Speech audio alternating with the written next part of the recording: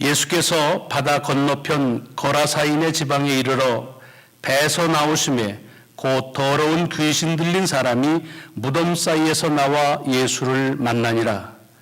그 사람은 무덤 사이에 거처하는데 이제는 아무도 쇠사슬로도 맬 수 없게 되었으니 이는 여러 번 고랑과 쇠사슬에 매었어도 쇠사슬을 끊고 고랑을 깨뜨렸음이러라. 그리하여 아무도 그를 제어할 힘이 없는지라. 밤낮 무덤 사이에서나 산에서나 늘 소리 지르며 돌로 자기의 몸을 해치고 있었더라.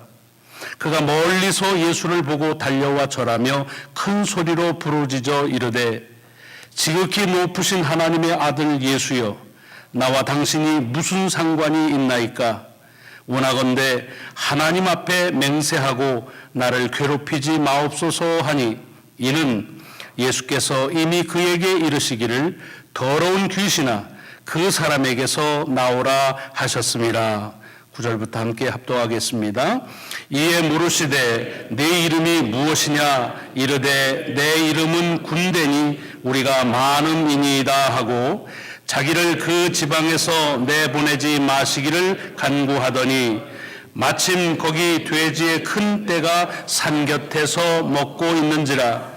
이에 간구하여 이르되 우리를 돼지에게로 보내어 들어가게 하소서 하니 허락하신데 더러운 귀신들이 나와서 돼지에게로 들어가매 거의 2,000마리 되는 떼가 바다를 향하여 비탈로 내리달아 바다에서 몰사하거늘 치던 자들이 도망하여 읍내와 여러 마을에 말하니 사람들이 어떻게 되었는지를 보러 와서 예수께 이르러 그 귀신 들렸던 자 곧 군대 귀신 집혔던 자가 옷을 입고 정신이 온전하여 앉은 것을 보고 두려워하더라. 이에 귀신 들렸던 자가 당한 것과 돼지의 일을 본 자들이 그들에게 알림해 그들이 예수께 그 지방에서 떠나시기를 간구하더라. 아멘, 아멘. 네. 하나님의 은혜가 목소리의 크기와 비례되느냐 하는 건 또 다른 문제이지만, 그래서 제 느낌에는 함께 합독을 하니까 훨씬 하나님의 그 예배에 대한 우리의 마음이 하나가 된다는 생각을 새삼스럽게 갖게 됩니다. 우리는 지금 더러운 귀신 들린 사람 이야기를 세 번째 함께 나누고 있습니다. 여러분, 제가 첫 주에도 말씀드렸지만 여기 더러운 귀신 들린 사람의 이야기는 그가 하는 말이면 말, 행동이면 행동은 그 사람 자신이 하는 것이 아니라는 것을 꼭 명심하자는 말씀을 드렸습니다. 그것은 그 사람 스스로 하는 게 아니라 그 사람 속에서 역사하는 사단의 역사라는 것을 봅니다. 그리고 그것은 그냥 2000년 전 거라사 지방이라고 하는 한 지방에 있었던 한 사람에게 있었던 일이 아니라 지금 오늘 우리들에게도 사단이 역사하게 되면 나타나는 그와 같은 현상인 것을 우리에게 주의 깊게 보라는 그런 뜻을 담고 있다 그랬습니다. 먼저 사단은 이 사람에게 어떤 일을 행했느냐? 그가 사는 마을과 집과 가정을 떠나서 무덤 사이로 가서 거하게 합니다. 그냥 쉽게 말하자면 사단은 이 사람을 가정으로부터, 사람들로부터 분리시켰다는 얘기입니다. 지금도 사단은 동일하게 역사합니다. 사단은 우리에게 언제나 사람과 사람 사이를 분리시킵니다. 그리고 죄로 인해서 하나님과 우리 사이를 분리시킵니다. 반대로 성령님의 역사는 그렇게 분리된, 나눠졌던 것을 다시 하나가 되게 하는 역사를 하신다는 걸 우리는 성경을 통해서 잘 알고, 그래서 이것을 구분하는 일이 필요합니다. 여러분, 우리의 마음이 강팍해진다는 말은 우리 스스로 가지고 있는 그 본래의 마음에서 벗어났다는 말입니다. 우리로 사탄은 우리의 생각을 분리시키고 생활을 분리시켜서, 그래서 우리 본래 마음에서 우리조차 분리된 삶을 살게 만든다는 겁니다. 살면서 아마 경험하셨을 겁니다. 아, 내가 왜 이러지? 이게 내가 생각할 게 아닌데 라고 하면 그것은 바로 우리들이 깨달아야 됩니다. 그것은 나의 역사나 하나님의 역사가 아닌 사단의 역사라고 하는 것입니다. 두 번째는 사단은 우리에게 어떻게 접근하느냐? 사람들이 가지고 싶은 파워, 그 사람들이 가지고 싶은 힘, 능력 이런 것들을 주어서 그래서 그 능력을 갖게 합니다. 오늘 본문의 이 사람도 어떤 사람도 제어할 수 없는 막강한 힘을 가졌습니다. 쇠사슬도 끊어버리는 그런 힘을 가져서 누구도 제어를 못했다고 합니다. 만약에 그렇다고 한다면 이렇게 다른 사람이 못 가진 힘과 능력을 가졌으면 이 사람은 당연히 다른 사람보다 더 해피해야 됩니다. 더 좋아야 됩니다. 즐거워야 됩니다. 그런데 오늘 본문에 보면 그렇지 않다고 그랬습니다. 그 가지고 있는 어디에 쓰느냐? 밤낮으로 여기저기 다니면서 소리 지르는 아무 일도 아닙니다. 아무 일도 일어나지 않은 아무 의미 없는 일에 그것을 쓴다는 겁니다. 그리고 그 힘을 가지고 자기를 해칩니다. 여러분 이것은요 오늘도 동일하다 그랬습니다. 하나님 없이 우리에게 주어지는 짐이든지 재물이든지 힘이든지 능력은 결코 우리에게 행복해지질 않습니다. 그것은 우리를 아무 쓸데없는 것에 허비된 삶을 살게 하거나 아니면 우리 자신을 해치려는 나를 악하게 하는 그런 불행한 삶을 살게 하는 겁니다. 그러므로 행복은 내게 얼마나 많은 힘을 가졌느냐에 비례하지 않는다는 것입니다. 아무리 힘이 많아도 그리스도 없는 그 힘은 우리를 해칠 뿐이라고 하는 것을 오늘 본문 속에서 우리에게 알려주는 말씀으로 받았습니다. 자, 그런데 이렇게 해서 아주 여유자약하게 그렇게 하던 그 사단이 예수를 만납니다. 처음 만나는 장면을 오늘 본문에 어떻게 되어 있습니까? 멀리서 보고는 달려가서 그 앞에 절을 합니다. 경배합니다. 그리고서 고백합니다. 지극히 높으신 하나님의 아들 예수여, 나하고 무슨 상관이 있습니까? 지난주 말씀드렸죠? 이건 정말 예배자가 드려야 될 그런 자세요 물음입니다. 우리는 멀리서부터 주께 나와서 주 앞에 경배합니다. 부복합니다. 절합니다. 찬양합니다. 그리고 하나님은 예수 그리스도는 하나님의 아들이라고 고백합니다. 그리고서 반드시 물어야 될 게 그 하나님이 나와 무슨 관계가 있는가? 예수 그리스도는 내게 어떤 분이신가 하는 그 물어야 됩니다. 이런 의미에서 보면 이 사단은 아주 거칠에는 참된 예배자의 모습 같았습니다. 그러나 그가 묻는 나와 무슨 상관이 있느냐는 것은 그가 주님과 어떤 관계를 갖기 위한 물음이 아니라 뭐라고 그랬어요? 관계가 없는데 왜 여기까지 와서 나를 못 살게 구느냐 하는 겁니다. 사단은요 주님과 관계를 가지면 그것을 싫어할 뿐만 아니라 그래서 괴롭다 그랬습니다. 왜 그랬는가? 오늘 본문에 보면은 예수께서 그에게서 나와라 라고 말했기 때문이라는 것입니다. 여러분 이 말씀 속에서 우리가 다시 추스려야 될 것은 뭐냐? 사단은 하나님의 역사를 싫어합니다. 아주 당연한 것 같지만 우리가 자꾸 놓쳐요. 사단은 우리가 하나 되는 것을 싫어합니다. 사단은 우리가 하나님과 하나 되는 것을 싫어합니다. 싫어할 뿐만 아니라 사단은 하나님께서 그리스도를 통해서 개입하면 괴롭다는 얘기입니다. 저는 여기에 대단히 중요한 가르침이 있다고 봐요. 무슨 소리냐? 사단의 그 영역 안에, 역사 안에 있을 때는 사람이 괴롭습니다. 정상적인 삶을 살아갈 수가 없습니다. 정상적인 생각을 못합니다. 그래서 괴로운 삶을 살 수밖에 없습니다. 여러분, 우리가 살면서 내가 정말로 정상적이지 않은 생각을 한다고 할 때 다시 말씀드립니다. 사단의 역사라고 하는 사실을 성령님을 통해서 깨닫기를 축원합니다. 그래야 됩니다. 예. 그런데 그렇게 그 사람을 괴롭히는데 그 사단이 주님이 그를 만나면 그 다음엔 사탄이 괴로워합니다. 여러분 우리가 신앙생활을 왜 하느냐? 내가 일평생 살아가는 삶에서 오는 그것을 통한 그 괴로움을 내가 짊어질 거냐? 아니면 예수 그리스도의 이름으로 그분의 이름으로 그렇게 명하면 괴로워하는 사단의 역사를 타파할 것이냐는 오늘 성가대가 거룩한 주의 이름을 불렀습니다. 아름다운 선율이 아니라 그 이름은 사단이 괴로워하는 이름이라는 것입니다. 화음이 틀려도 괜찮아요. 그러나 지금 그 이름은 사단을 괴롭히는 것을 장악하는 이름이라는 것입니다. 여러분, 신앙의 원칙입니다. 사단이 사람을 장악하면 사람이 괴롭습니다. 그러나 주님이 그 주의 이름 앞에 서면 사단이 괴롭다는 것입니다. 참 쉽지만 자꾸만 잊어버리는, 왜 잊어버릴까요? 사단이 있게 하죠. 왜? 그래야만 우리 가운데 오래 거할 수 있기 때문에. 오늘 본문 속에서 여기에 참 중요한 겁니다. 사단이 얼마나 힘이 막강하면 쇠사슬도 끊어버립니다. 누구도 제어 못하는 힘을 가지고 있었습니다. 그래서 주님 물어보시죠. 내 이름이 뭐냐 그랬더니 군대라고 말합니다. 원어에는 레기온이라고 그랬는데 그것은 요즘으로 말하자면 군대의 그 부대 단위 중에 거의 사단급입니다.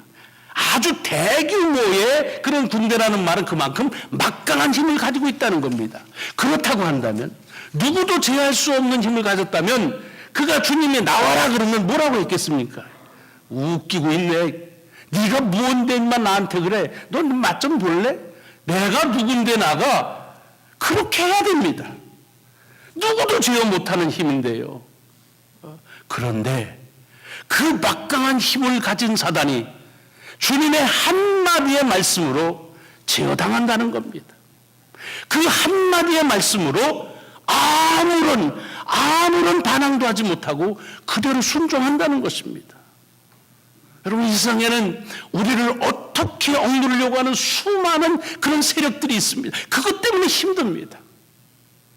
우리에게 주신 예수 그리스도의 그 거룩하신 이름, 그것은 그 힘이 어떤 것이든지 그것을 제어할 수 있는 능력이라고 하는 사실을 오늘 우리에게 다시 말씀해 주고 계시는 것입니다. 그러니까 이제 사단은 자기 살 길을 찾습니다. 그러고서 주님께 얘기합니다. 내가 이 지역을 안 떠났으면 좋겠습니다. 그것만 좀 허락해 주세요 라고 하면서 바로 이어서 제안을 합니다. 내가 저기 돼지에게로 나를 들여보내 주세요 라고 말합니다.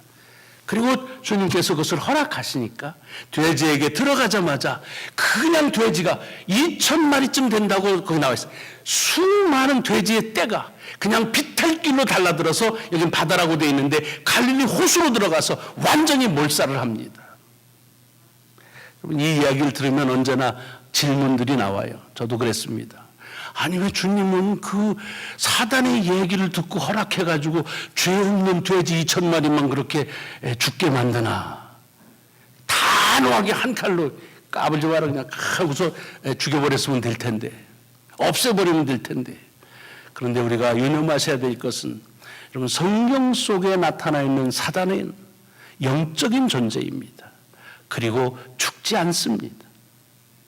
그래서 성경 속에 나 있는 사단과 귀신의 역사는 뭐냐면 들어왔다 나갔다 나타났다 사라졌다라고 되어 있습니다. 그래서 언제나 우리가 사단의 역사는 피하라고 자꾸 얘기하십니다. 그러니까 그것은 그럴 수가 없다는 겁니다. 여기에 대한 신학적인 그런 논쟁은 또 전문가들에게 맡기고 성경은 그렇게 말하고 있습니다. 그러면 가만히 보세요. 그러면 돼지가 그렇게 잔혹하게 가엾게 죽었는데, 안 그러면 누구한테 들어가면 괜찮을까요? 돼지 아니고 거기에 여러 사람도 있었는데 나중에 보니까 그 사람 중에 사람에게 들어갔으면 괜찮을까요? 여러분, 사단이 들어가서 괜찮은 대상은 아무것도 없습니다. 아무것도 없습니다. 그리고 또 한 가지는, 여기 보면 사단이 주님한테 아주 친절하게 얘기합니다. 제가 여기 좀 있었으면 좋겠고요. 그러기 위해서는 제가 돼지한테 들어갈게요. 그럽니다. 근데 돼지에 들어가자마자 그냥 들어가서 다 죽습니다.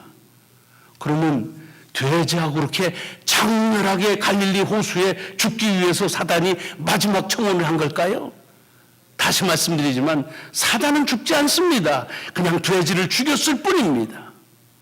여러분, 이걸 잘 우리가 문맥의 흐름을 보셔야 됩니다. 지금 사단이 원하는 것은 이 지역에 남는 겁니다. 그리고서 돼지에게 들어가겠다고 했습니다. 그리고 들어가서는 바로 그 돼지가 몰살을 합니다. 2,000마리가 죽습니다. 그러면 사단이 지금 원하고 있는 여기에 남는 것과 2,000마리의 돼지가 죽은 것은 밀접한 관계가 있는 걸 알 수가 있겠죠. 그 뒤를 보시면 알 수 있습니다. 이렇게 돼지가 2,000마리가 떼죽음을 하니까 그 돼지를 지키고 이렇게 하던 친구들이 난리가 나가지고 읍내로 마을로 막 갔다는 겁니다. 그래가지고서 바쁜 걸음으로 소리쳤겠죠. 돼지 다 죽었다, 막 전부 다 죽었다 그러니까 사람들이 막 여기저기서 몰려옵니다. 그 현장으로. 그렇게 해가지고서 그 사람들이 거기서 벌어진 일을 보게 됩니다. 뭐를 봤습니까? 이 사람들은 지금 제일 먼저 본 것은 더러운 귀신 들렸던 사람이 전혀 이제는 옷을 입고 그리고 아주 정신을 차리고 온전한 모습으로 있는 걸 먼저 봅니다. 왜냐하면 돼지는 이미 죽었으니까 못 봤겠지요. 그러고 나서 돼지가 죽었다는 이야기도 같이 듣습니다.